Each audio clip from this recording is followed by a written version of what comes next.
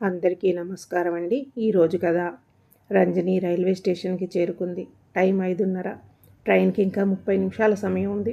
తను ఎప్పుడూ ఇంతే, దేనికైనా ఒక గంట ముందే చేరుకుంటుంది. ఈరోజు అరగంట ఆలస్యం అయ్యింది. తను ఎక్కిన ఆటో వాడు యాక్సిడెంట్ చేసి అవతల వారిదే తప్పు అన్నట్లు దఫాయిస్తున్నాడు. తను చేసేది లేక వేరే ఆటో ఎక్కి వచ్చేసింది. ప్లాట్ఫామ్లో బెంచ్ మీద తన బ్యాగ్ సర్దుకుని కూర్చుంది. ఇంకా తెల్లవారలేదు. స్టేషన్లో ఏ రద్దీ లేదు. బ్యాగ్లో పులిహోర బాక్స్ ఉంది. తినే మూడు లేదు. ఒంటరిగా ఉన్నప్పుడు మనసు గతంలోకి వెళ్ళిపోవడం ఎవరికైనా సహజం. తన చూపు రైలు పట్టాలపై పడింది. 2 రైలు పట్టాలని ఒకరికి ఒకరు పరిచయం చేయడానికి రైలు ఎంత అవసరం అనుభవం అయ్యాకే తెలిసింది. రంజని, మల్లిక రైలు పట్టాలాగే 2 వేరువేరు ప్రపంచాలలో ఉండేవారు. జీవితం ఒక మలుపులో కలిపింది వారిద్దరిని. రైలు వెళ్ళిపోయినా ఒకరికి ఇంకొకరు తోడుగా మిగిలారు. రంజనికి భర్త చనిపోయాడు అని అతని బ్యాంక్ ఉద్యోగం తనకి ఇచ్చారు. ట్రాన్స్ఫర్ అయ్యి ఈ ఊరు వచ్చింది. ఇక్కడే చూసింది మల్లికను. ఒకరోజు కూతురు స్నేహితుతో పాటు బ్యాంకుకి వచ్చింది. 6 నెలల క్రితం మల్లిక భర్త చనిపోయాడు. మల్లికకు తన భర్తకి బ్యాంకులో జాయింట్ అకౌంట్ ఉంది. ఆ అకౌంట్ తన పేరు మీద మార్చుకోవడానికి డెత్ సర్టిఫికేట్ తీసుకుని వచ్చారు తల్లి కూతుళ్ళు. ఆ రోజైతే హడావుడిలో అప్లికేషన్ ఫారం తీసుకుని పక్కన పెట్టేసి తర్వాతి వారం రమ్మని అపాయింట్మెంట్ ఇచ్చేసింది రంజని. స్నిగ్ధ, మల్లిక సరే అంటూ వెళ్ళిపోయారు. ఆ రోజు సాయంత్రం రంజనికి బాగా గుర్తు. సాయంత్రం 6 గంటలు. బ్యాంక్ మూసేశారు. స్టాఫ్ ఇంకా లోపలే ఉన్నారు. ఆ రోజు కార్యకలాపాలు, పెండింగ్ పనులు రిపోర్ట్ చేసి కానీ వెళ్ళడానికి లేదు. తన వంతుగా మల్లిక భర్త డెత్ సర్టిఫికేట్ చూసింది. పేరు చదివి తప్పుగా చదివానేమో అనుకుంది. ఇంకోసారి చదివింది. మునక్కాయల వీరేందర్ తన భర్త పేరు. సరేలే, పేర్లు ఎంతమందికైనా ఉండొచ్చు అనుకుంది. తన భర్త ఈ ఊరిలో పనిచేయడం యాదృచ్ఛితమే అని మనసుకు నచ్చ చెప్పుకుంది. ఇంకా మనసు నమ్మలేక చనిపోయిన రోజు కోసం వెతికింది. కళ్ళల్లో అయోమయం. తప్పు ఎక్కడ జరిగిందో తెలియలేదు. తాను భార్యనేనా అనే అనుమానం. చేతులు వణుకుతున్నాయి. ఇంటికి వెళ్ళాలని ఉంది. కాళ్ళు సహకరించడం లేదు. ఆ కాగితాన్ని చింపేయాలని ఉంది, కానీ అది ధర్మం కాదు. రంజనీకి ఏమీ తోచలేదు. కర్తవ్యం బోధపడలేదు. ఈలోపు ఇంటికెళ్ళే టైం అయ్యింది. అందరినీ చూసి వాళ్ళ వెంటే తను కూడా అడుగులు బయటకు వేసింది. మరమనిషిలా స్తబ్దుగా హృదయంతో ఇంటికి చేరుకుంది. రోజు అయితే స్నానం చేసి వంట చేసుకుని మన్నాటికి బాక్స్ కట్టుకుని భోంచేసి కొంచెం టీవీ చూసి నిద్రపోయేది. కానీ ఈరోజు తన జీవితం మొత్తం మోసమైన నిజం జీర్ణం కావడం లేదు. అలాగే ఏడ్చేడ్చి ఎప్పటికో నిద్రపోయింది. మర్నాడు ఆఫీసులో ఏదో ఉన్నాను అనిపించుకుంది. ఆఫీస్ టైం అయిపోయినాక మల్లిక అప్లికేషన్ ఫోరంలో ఉన్న ఇంటి అడ్రస్ వెతుక్కుంటూ వెళ్ళింది. ఉదయం నుండి సాయంత్రం ఎప్పుడవుతుందా అని ఎదురు చూస్తోంది. సాయంత్రం అవగానే ఆటో పట్టుకుని ఆ అడ్రస్కు చేరుకుంది. స్నిగ్ధ డోర్ ఓపెన్ చేసింది. నిన్న బ్యాంక్లో మేడం కదా మీరు? ఒక నిమిషం ఉండండి, అమ్మని పిలుస్తాను. చెకింగ్ కోసం వచ్చారా అంటూ లోనికి పరిగెత్తింది. మల్లిక స్నిగ్ధని లోన కూర్చోమనకపోయావా అని దబాయించడం వినిపిస్తోంది. ఈ గొంతు ఖచ్చితంగా ఇదివరకు విన్నాను. నిన్న చూడలేదు, కానీ మల్లిక చాలా అందంగా ఉంది. భర్త పోయిన బాధతో మొహం కాస్త వడిలిపోయి ఉంది. గుమ్మం దగ్గరికి వచ్చి, లోనికి రండి మేడం, మంచినీళ్ళు ఇమ్మంటారా? మా వారు అదే బ్యాంకులో పనిచేసేవారు. ఆయన ఇంటికి చేరేసరికి ఇదే టైం అయ్యేది. ఈ టైంలో బెల్ మోగేసరికి కొంచెం ఆశ కలిగింది. ఆయన వచ్చారేమోనని అని తలదించుకుని పంటి మీద కన్నీటిని ఆపుకుంటూ పక్క నుంచి స్నిగ్ధ వారించింది. ఆపమని రంజనీకి ఇక సహనం లేకపోయింది.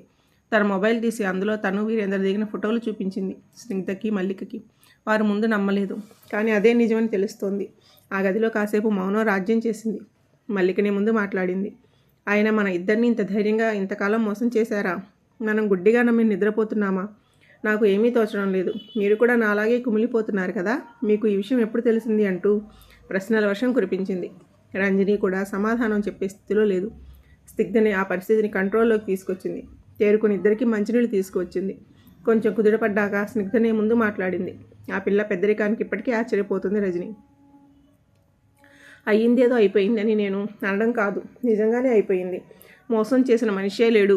ఇప్పుడు ఇక తెంచుకోవడం ఉంచుకోవడం సమస్య కాదు. మీరిద్దరూ కాసేపు మాట్లాడుకోండి. మీ ఇద్దరు ఇందులో బాధితులే కాబట్టి ఆలోచించి నిర్ణయం తీసుకోండి. నేను ఇంతలో భోజనం తయారు చేస్తానని స్నిగ్ధ వంటగదిలోకి వెళ్ళిపోయింది. మల్లిక మనసు ఎన్నో విధాలుగా ఆలోచిస్తోంది. ఇన్ని సంవత్సరాల కాపురంలో ఒక్కసారి కూడా అనుమానం రాలేదా?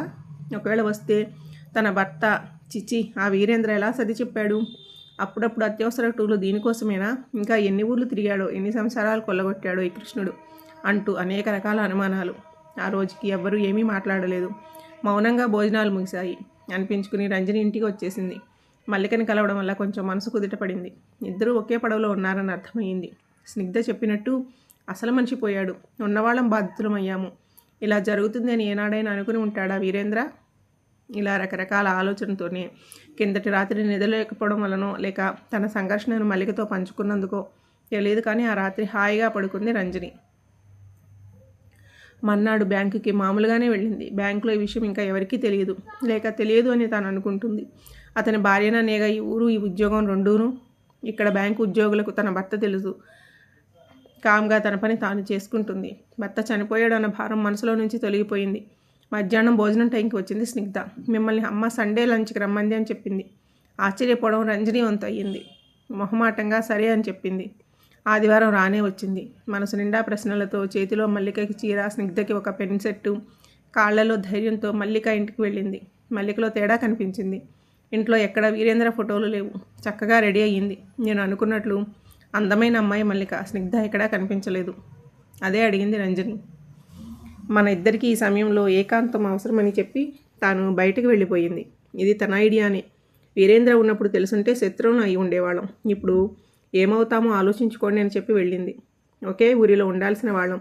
ఇల్లు కూడా తనే డెకరేట్ చేసింది. వాళ్ళ నాన్న ఫోటోలు తీసేసింది. ఆ గుర్తులు తీసేసింది. నన్ను ఇలా తయారు చేసింది. రంజని పెదవులపై చిన్న చిరునవ్వు చూసి మల్లికకు నమ్మకం కుదిరింది. అప్పటికే లేట్ అయిందని ఇద్దరూ భోజనం చేసేసారు. ఇద్దరూ తమ తమ చిన్నతనాల గురించి మాట్లాడుకున్నారు. ఆ రోజుకి వీరేంద్ర టాపిక్ ఎక్కడా రాకుండా ఇద్దరూ జాగ్రత్త పడ్డారు. రాత్రి ఎప్పుడయిందో కూడా తెలియలేదు. అప్పుడు వచ్చింది స్నిగ్ధ ఇంటికి. రోడ్ పక్కన బండి మీద నుంచి చాట్ సమోసా తీసుకువచ్చింది. ఇంకొంచెం సేపు అక్కడ గడిపి ఇంటికి వచ్చేసింది రంజిత్. ఇంటికి చేరగానే అలసటగా మంచం మీద వాలిపోయింది. వాళ్ళు తనలా మోసపోయిన వాళ్లే కదా అనుకుంది. ముందు మల్లిక తన స్నేహితురాలు అయితే ఏం పోతుంది తనకి అనుకుంటూ ఆ రాత్రికి నిద్రపోయింది. ఆ తర్వాత 2 సంవత్సరాలు అదే ఆఫీస్లో పనిచేసింది. మొదట్లో కొంత నామోషి అనిపించింది. చూసేవాళ్ళు ఏమనుకుంటారో. స్నిగ్ధ తమ మధ్యలో వారధి అయ్యింది. ఈ రోజుల్లో అమ్మాయి అవ్వడం వల్లనేమో స్నిగ్ధ బెరుకుగా ఫీల్ అవ్వడం లేదు. రంజిత, మల్లిక స్నిగ్ధ ధైర్యం చూసి తాము కూడా ధైర్యంగా ఉండసాగారు. మల్లిక బలవంతం పెడితే వాళ్ళ ఇంట్లోనే ఉండసాగింది. ఇద్దరూ మంచి స్నేహితులు అయిపోయారు. భర్త ఉన్నప్పుడు తెలిస్తే ఏమో కానీ ఏది ఎప్పుడు జరగాలో అప్పుడే జరగాలి. ఎంత మంచి స్నేహితురాల్ని కోల్పోయేదాన్ని అని చాలాసార్లు అనుకుంది. 2 సంవత్సరాల తర్వాత వైజాగ్ బ్రాంచ్కి ట్రాన్స్ఫర్ అయ్యింది. ముగ్గురు కాంటాక్ట్లోనే ఉన్నారు. స్నిగ్ధ పై చదువులు తన ఇంట్లో ఉండి పూర్తి చేసింది వైజాగ్లో. పోయిన నెలలో రంజని రిటైర్మెంటు. మల్లిక కలిసి ఉందామక్క వచ్చేయమని బలవంతం చేసింది. పోయేదేముంది, తనకి పిల్లలు లేరు. ముసలితనంలో ఒంటరిగా బతికిపోయే బదులు ఇలా స్నేహితురాలతో కలిసి ఉందామని రైల్వే స్టేషన్కి చేరుకుంది. ఇది ఆ రైలు పట్టాలి కదా.